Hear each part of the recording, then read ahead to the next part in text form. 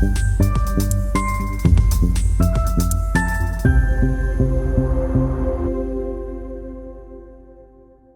you ever noticed how your body feels when you're anxious?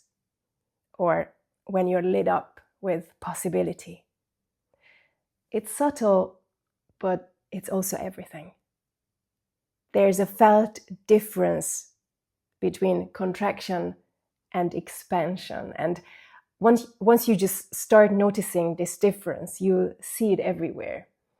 In how you speak, in how you choose, in what actually shows up in your life. And today I want to explore what these two states mean, not just energetically, but also physiologically, and how they impact what we create, attract, and allow, or manifest, if you want to call it.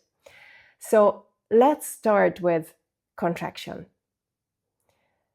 To me, contraction feels like, it's when my body is kind of like pulling inward. My breath gets shallow, my mind loops, same thoughts over and over and again, and I become kind of small in my own awareness. Just like I'm trying to survive or not to mess things up. Contraction isn't always dramatic. Sometimes it's quiet. It's the moment I hesitate before asking for what I want. Or it's when I second guess a choice because I'm afraid of getting it wrong or making a fool out of myself. It's the internal tightening when I scroll and compare myself to someone else. And in the nervous system, this contraction often shows up as sympathetic activation, the fight, flight, or freeze state. And it's not wrong or bad. It's just the body's way of saying that something feels unsafe. But if we live in that state chronically for a long time, our world starts to shrink as well. We see fewer options. We hold back more. We feel like we're stuck, not because life is stuck, but because we are. I remember there was a time when I was trying to launch a new product, a new offering on my website, and I just kept tweaking the text and finding a different image, changing the price, wondering if people would like it or if it would flop. And every step felt heavy, like I was dragging my own energy uphill.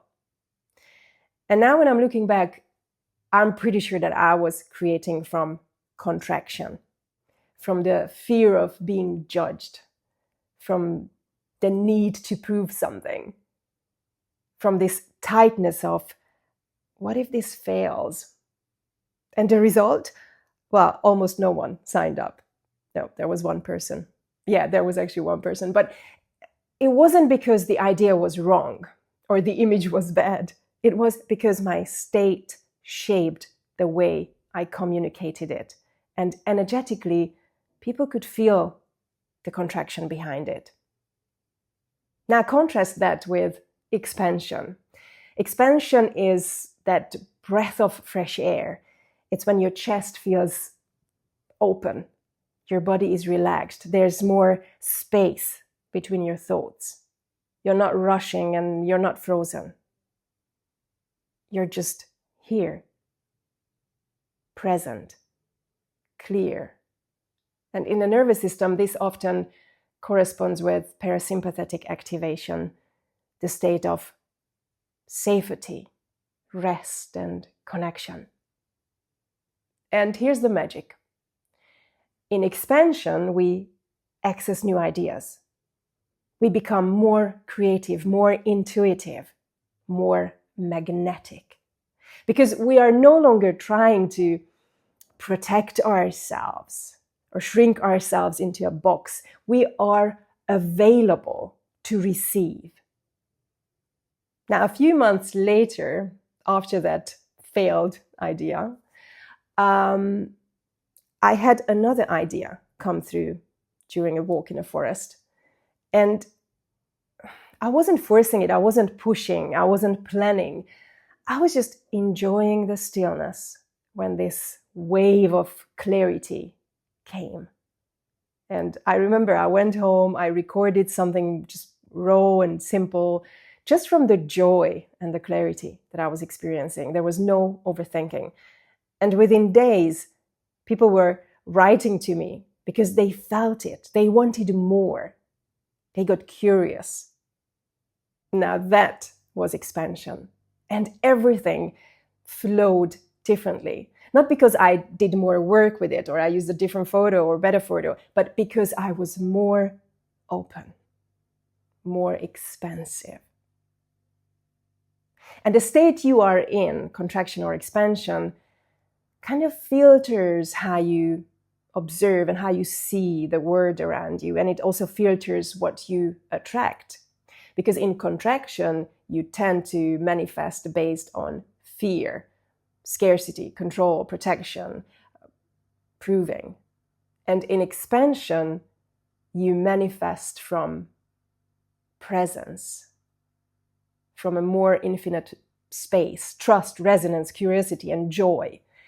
And it's not about thinking positive. It's about noticing the quality of your thoughts, the quality of the energy you are creating from. Are you acting from fear or from freedom? Are you choosing from tension or from trust? Are you speaking from need or lack, or from knowing and having? The answers to these questions shape the tone of your reality and the results that you experience. So what can you do when you notice yourself in contraction? I think the key is not to fight it, not to resist it, because then it generates more contraction.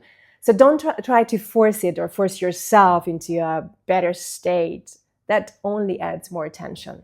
Instead, try this. Number 1, pause and notice.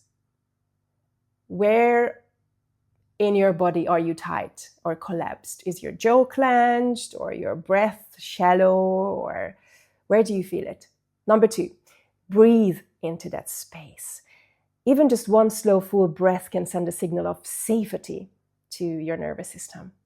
Number 3, ask a different question, one that opens instead of closes. For example, you could ask, what would feel lighter right now, right here? Or if I didn't have to get it right, what would I choose? Or what else is possible that I haven't yet considered? Number 4, move, because sometimes even a walk, a stretch, or a dance can invite this shift from stuck energy into flow. Number 5, let go of proving. You don't need to prove your worth to yourself or anyone else. You don't need to prove your readiness or your goodness. When that pressure drops, there's this space that opens up. So next time you feel yourself tight or contracting, just pause. Don't rush to fix it. Just breathe, notice, and soften. And maybe ask, what would expansion feel like right now? What would I choose if I trusted the universe and that the universe had my back? Because the most powerful things you manifest won't come from fear or control or tension. They will come from your allowing, your openness, your spaciousness, your willingness to expand, to be seen, to trust, to receive. And the more you live from that place, the more your life begins to reflect it, inside and out. Now, if any part of this video resonated with you, save it, share it, like it, or subscribe for more. Hope to see you around. Take care. Bye-bye.